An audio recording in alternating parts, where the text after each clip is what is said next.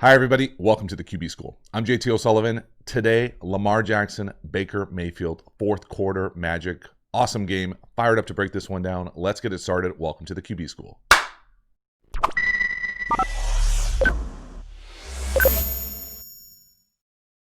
So like all quarterback school Patreon community videos, I like to put a short little sample size video over here on YouTube. If you want the entire video, all fourth quarter of the Browns, Ravens, little fourth quarter battle, check out the quarterback school Patreon community.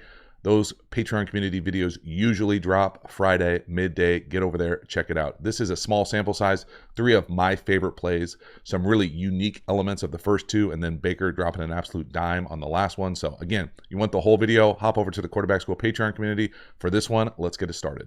All right, the first play here, Lamar Jackson coming in after a 2-minute warning, 4th and 5. We're in the Superman cape.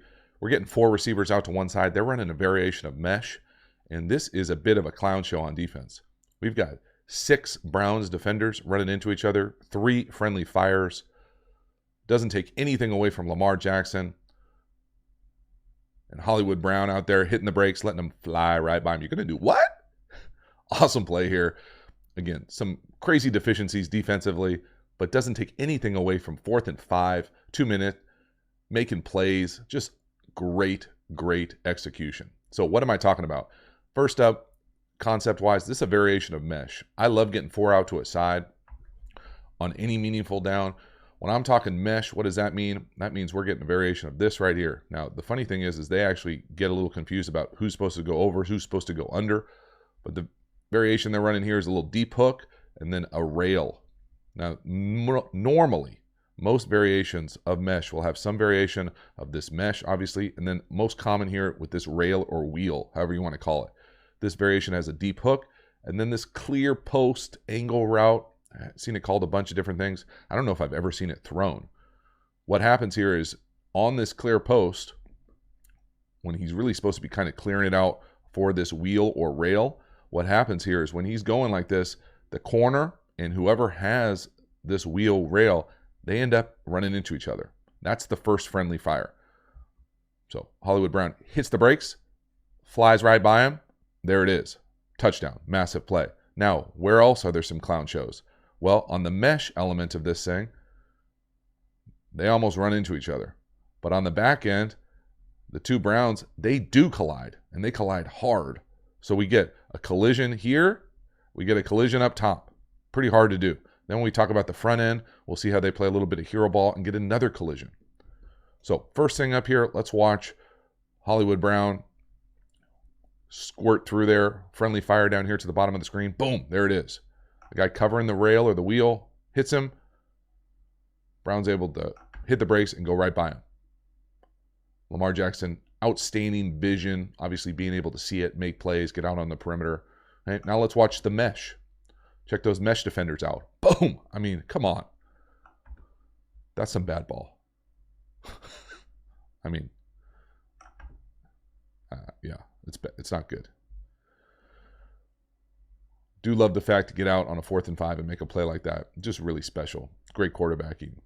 From the back end here, they really have them. What do I mean by that is we offensively only have 5 blockers, right? The offensive line. They're rushing 6. Boom, boom, boom. Technically there, technically here, and he comes all the way in. So they're going to have 1 more than we can block offensively. To me, this puts this right tackle on what I'm used to calling a big duel, meaning he's got to take the most dangerous, protect the B gap here first, then C gap. But what ends up happening right here, my man 93, to me, and I'm guessing without being in the D-line room, he plays a bit of hero ball. I would bet a lot of money that he's got the C gap and contain rush. Well, what happens here is when the right tackle takes his pass set, 93 sees all sorts of space in the B gap. B gap right here. A gap, B gap. So he sees all sorts of space in the B gap. Well, he decides to play hero ball. He's going to win the game. He takes that space. Well, what happens here is they've got a stunt on. He's coming into the A gap. This linebacker, he is stunting into the B gap. Okay, so let's go over that again one more time. He's set to contain rush C gap. He sees space in the B. He plays hero ball, takes it. This guy's already stunting there. What do you think happens? I mean, come on, Browns. That on a 4th and 5 to have 3 collisions? Like I don't know if I've ever seen it. I mean, it's craziness. If 93 contains, now there, just because he contains him doesn't mean that he's going to tackle Lamar Jackson. This goes back to a whole different conversation for me about Lamar Jackson understanding hots and then his just belief in himself to be like, I don't care. Like, you're not going to tackle me. We've seen him do it many times. I've said I don't think it's a long-term sustainable strategy, but he continues to do it, and good for him. Making massive plays. That's just a massive play. But that's a clown show on defense. 3 friendly fire collisions. This is the next play. So these are 3 plays in a row. This is the 2-point conversion. This is a jet or fly sweep to the left with a quarterback GT to the right. Now, what the hell does that mean? This is a first level RPO. We are reading the defensive end to the left. At the end of the day, this is really just a tackle drill between the free safety and this jet fly sweep runner. 23 is going to try to tackle a fly sweep and not let him get 3 yards. It's going to be really hard to do. He almost does it. But I'm going to take that all the time on offense. So we're going to spend some time drawing this thing up. First, I'll draw it up from the wide just so you get an understanding of it. But to me, right out the gate, this is elite offensive architecture, elite run game. So lots of things going on here. The essence of this, quarterback school, quarterback play, we are reading this defensive end right there. Okay, we are running this variation of jet or fly sweep. We're getting a lead blocker. If that defensive end squeezes down, we're going to hand the ball off to the jet sweep. He's got to find 3 yards, which he does. And it ends up being, when I say tackle drill, he's unblocked. He's got the ball. Give it to him right there. Good luck making that tackle from right there. Now, if this defensive end were to get with or try to take this jet sweep away, now we're running GT, which means we're kicking out and we're trying to wrap. Just GT counter. So we'll draw up the GT counter from the back end, but watch this RPO.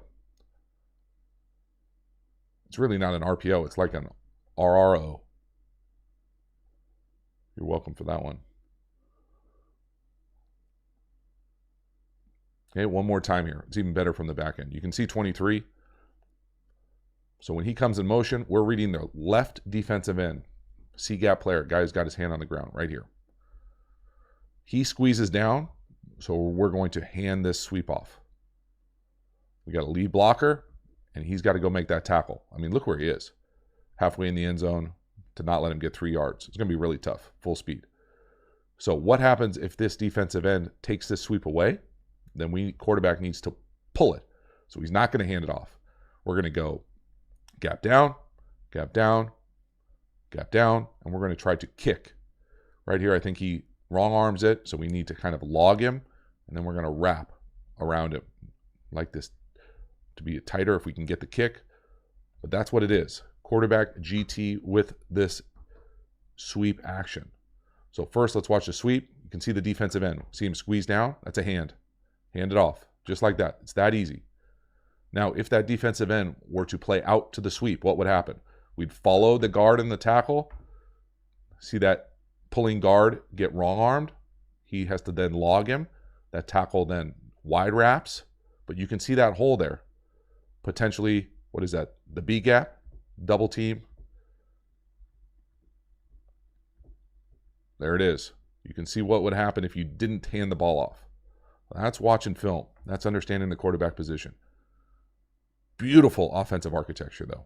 Little RRO for the 2 points. Whew. Then this last play, Baker Mayfield made a bunch of great throws in this fourth quarter. This was probably my favorite. This is the quarterback school logo, 2x2, all go, back shoulder. To me, it's a hitch late, but it doesn't matter when you've got that type of accuracy. Straight up dime, 25 yards down the field on the sideline. This is versus man free, and I'll explain the difference between many different coverages of cover one and what man free is specifically. But this is a dime of a throw more than anything else. Absolute strike, accurate. Nobody's open here. He's just throwing him open. So what do I mean by man free? Besides for being able to hop over to the quarterback school tool to figure it out, you can do it right here. We're going to go middle field closed. We're going to go man, man, man everywhere, and there's no hole or thief or lurker or robber. So on most iterations of cover one, there's someone who is playing the middle of the field, like a thief, and with the middle field player, the post safety. Man free, there is no hole, thief, rat player. We're usually rushing 5. Someone's got the back. So when the back goes to run a check down, we're man-to-man on that guy. There's no middle field player besides for the post safety. All this is right here is a go, 25 yards down the field strike. Thing to pay attention to technique-wise from the DB is he's late with his head. So he's running with him. He's covered. He's not looking. He looks at the last second, but the ball beats him. The accuracy beats the coverage. So first, let's look at the coverage. Middle field closed, man free. See how there's no second level hole thief player. That linebacker is hugging up on the check down from the back. Rushing 5. Maybe you throw the out up top, but you're being aggressive. You need a chunk. Now let's check the technique of the corner if you can see it. He's running with him side by side. Still hasn't looked 20 yards downfield. He looks at 24 yards downfield, and the ball arrives at 25. I mean, pretty special. I'll let it play full speed here. Watch this technique down here. Throw. Boom. I think only thing I would say, potentially a hitch late, but it doesn't really matter because you make up with it with this accuracy. Hitch late, I mean, he's taking 3, 1, 2, 3, throw it. Just that little extra hitch. And you can see his base get a little bit wider.